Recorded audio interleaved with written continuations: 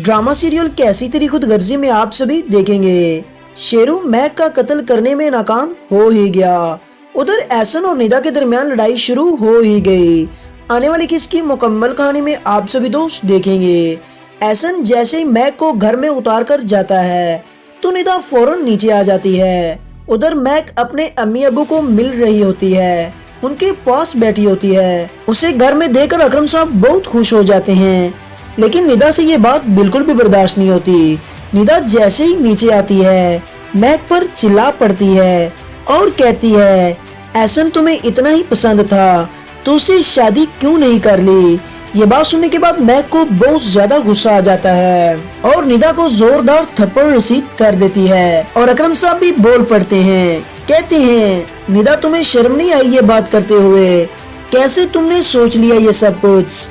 निदा भी यहाँ पर बोल पड़ती है, कहती है कि एहसन के साथ गाड़ी पर आई है और उसी के साथ बातें कर रही थी, इसे क्या जरूरत थी एहसन के साथ आने की, शमशेर मर गया है क्या।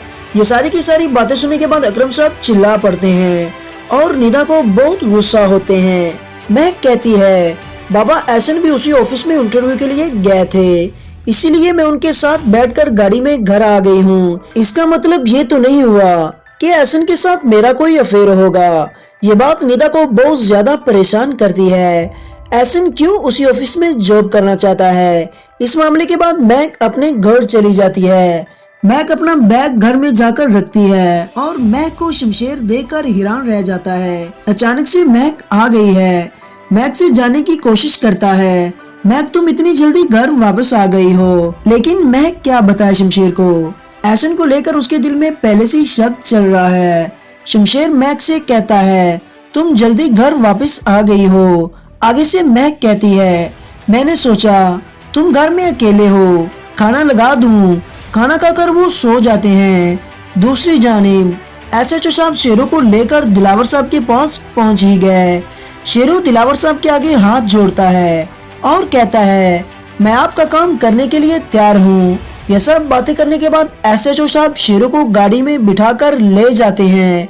शेरू को तैयार किया जाता है कि वो मैक का कत्ल करेगा, लेकिन शेरू आखिरकार इस मामले में नाकाम हो ही जाता है। दूसरी जानिब आप सभी दोस्त देखेंगे, निदा का मैक के ऊपर बस तो चला नहीं, वो एहसन के ऊपर टूट पड़ती है और कहती है, वैसे पूरी दुनिया में एक ऑफिस ही रह गया था जहां तुम दोनों ने इकट्ठे जॉब करनी थी।